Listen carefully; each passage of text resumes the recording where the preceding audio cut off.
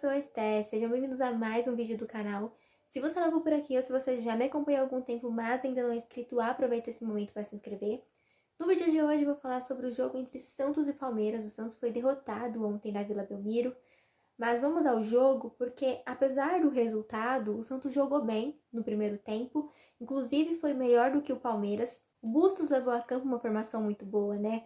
No meio campo ali, o Sandri Zanocelo e o Rodrigo Fernandes, o ataque com o Julio, Léo Batistão e o Marcos Leonardo. Foi uma formação que funcionou, foi um time que jogou bem no primeiro tempo, inclusive até mesmo o Julio, que eu venho criticando em alguns vídeos, conseguiu desempenhar um bom futebol, não trabalhando ofensivamente ali, né, igual o Marcos Leonardo e o Léo Batistão, que viviam ali levando o time para o ataque, mas taticamente falando, ele estava bem. Ajudou a marcação, conseguiu, inclusive, teve duas boas jogadas ofensivas que o Santos teve no primeiro tempo, que foi de roubadas de bola do Julio ali, então ele foi muito bem na partida, no tempo em que esteve em campo, e o time como um todo funcionou bem, né?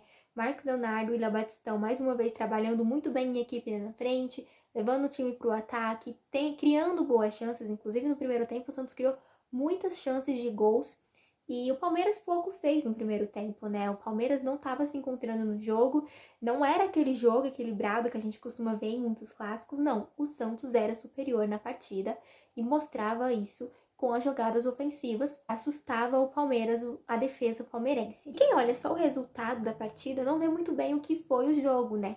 Porque, como eu disse, o Santos jogou melhor em boa parte do primeiro tempo, em boa parte do início do segundo tempo, e depois acabou caindo de rendimento, mas a gente já chega lá, porque tem um motivo específico para isso ter acontecido. Mas antes disso, enquanto o Santos estava jogando bem ali, a gente teve um gol marcado pelo Marcos Leonardo, né? Ele estava em posição de impedimento, mas como a bola sofre um desvio no meio do caminho pelo jogador palmeirense, ele acaba tendo uma condição legal de marcar. Mas o VAR chamou o Luiz Flávio lá na beira do campo para analisar a jogada e o gol foi anulado por conta de uma falta na origem do lance do Léo Batistão. Empurrou ali o Zé Rafael, enfim. Interpretação, né, gente? A gente sabe que lance de interpretação contra o Santos sempre pende pro lado adversário, né? Sempre vai ser marcado pro lado adversário. Então o gol foi anulado. Esse foi o primeiro lance polêmico da partida. E o segundo lance polêmico da partida foi um pênalti marcado pro Palmeiras. Nossa, que ironia, né? Inclusive comentei esses dias, né, que todo jogo tem gol do Veiga, porque todo jogo tem um pênalti marcado pro Palmeiras. Eu falei em algum vídeo aí. Mas ontem não teve gol do Veiga, né? Porque o Veiga ele errou a cobrança. João Paulo não ia chegar nela, mas a bola foi na travessão. Mas enfim, sobre o pênalti. Foi um lance do Rodrigo Fernandes com o Marcos Rocha, bem ali no final, perto da linha de fundo. E não foi um lance marcado em campo. Mais uma vez, o juiz foi chamado na beira do campo para analisar as imagens do VAR. Então, as duas imagens, né, os dois lances polêmicos do jogo, o pênalti marcado para o Palmeiras e o gol anulado para o Santos, foram lances em que não foram marcados em campo, o juiz precisou analisar o início, precisou analisar as imagens do VAR. E fica aquele questionamento final, né? Para alguns, foi falta do Batistão, não foi falta do Batistão, foi falta do Rodrigo Fernandes, não foi falta do Rodrigo Fernandes. A questão são lances interpretativos. Lances em que o juiz estava inteiro na jogada, e eles falam que quando o juiz está inteiro na jogada, o VAR não deve chamar. Mas nesse caso, contra o Santos, nos dois lances, o juiz foi chamado. Eu gostaria de saber quantas vezes a gente já viu um lance voltando, né, de gol, por conta de uma falta na origem da jogada. Bom, eu consigo lembrar sem ser o de hoje, do jogo contra o Ceará, porque foi do mesmo jeito. A gente teve um gol anulado por uma falta no início da jogada, na origem da jogada, e que assim, a gente sabe, né, se a gente for analisar a jogada mesmo, o Zé Roberto naquele dia tava segurando a camisa do Julio também. E ontem o Zé Rafael também chegou a dar um empurrãozinho no Sandri na frente dele. Então, assim, muitas vezes as pessoas só veem o que elas querem ver. Mas tudo certo, nosso gol foi anulado, o Palmeiras perdeu o pênalti, mas depois acabou abrindo o placar numa falha nossa ali da zaga, que o Gustavo Gomes conseguiu cabecear, subiu mais alto que o Lucas Pires, e a bola até resvala na cabeça do Lucas Pires e abre o placar. E é isso, gente. Depois do gol do Palmeiras, o Santos caiu de rendimento. Por quê? Porque o Bustos foi lá, resolveu mexer no time, mas mexeu errado. Na verdade, eu acho que ele chegou a mexer antes também desse gol do Palmeiras sair. Mas por que ele fez? Lá vai mais uma crítica às substituições do Bustos. porque ele acerta muito no time inicial e depois ele vai lá nas substituições e simplesmente desmonta toda uma equipe que estava funcionando e que estava indo bem.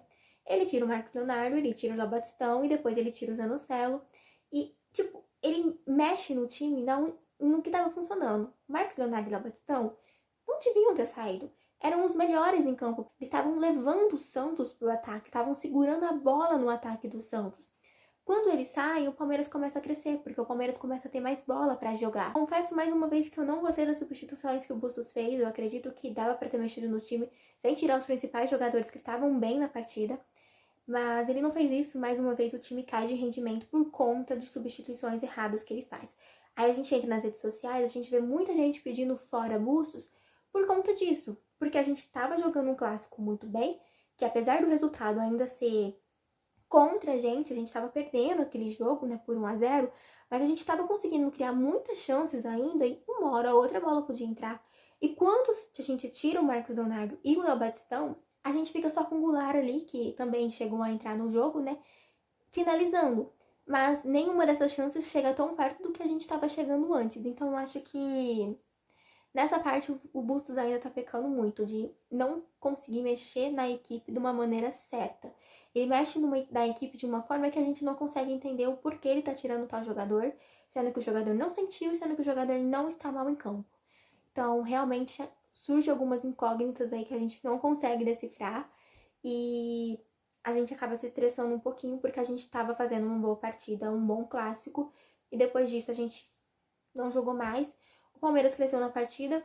Uma hora ou outra a gente teve boas oportunidades ali com o Ricardo Goulart, por exemplo, mas de modo geral, depois disso, o Palmeiras acabou assumindo o controle do jogo e foi assim até o apito final. A gente perdeu mais um clássico, né? E é complicado. Teve alguns outros lances que não foram nem comentados e não ganharam tanta visibilidade assim, como, por exemplo, um lance do Ricardo Goulart na área que o cara vai com... Eu nem lembro quem era o jogador do Palmeiras, porque não chegou nem a passar o replay do lance, né? Mas ele vai com o pé alto ali e acerta a cara do Goulart, né? E a gente sabe que lá no Campeonato Paulista, não sei se vocês estão lembrados, mas se eu não me engano, o Velasquez foi expulso da mesma forma por conta de um pé alto e foi marcado o pênalti pro Palmeiras, contra o Palmeiras, né? Palmeiras que a gente jogou ontem. Pois é, como eu disse, né? É a mesma coisa, é o mesmo lance, lances totalmente semelhantes, mas com interpretações diferentes, de acordo com o time que vai favorecer. Por isso que fica complicado a gente falar alguma coisa, né? Os dois lances de ontem que foram contra o Santos poderiam ter passado batido se fosse em outra equipe. Eu particularmente acho que teria passado batido. Mas enfim, deixa essa pergunta aí pra vocês responderem. Comenta aqui embaixo o que vocês acharam. Pode ter sido falta mesmo do Batistão, mas nada me tira da cabeça que a marcação seria outra se fosse a favor do Palmeiras. Isso nada tira da minha cabeça. Um beijo pra vocês, gente. Não esqueça de curtir o vídeo, se inscreve no canal se vocês ainda não são inscritos. E até a próxima. Um beijo. Tchau.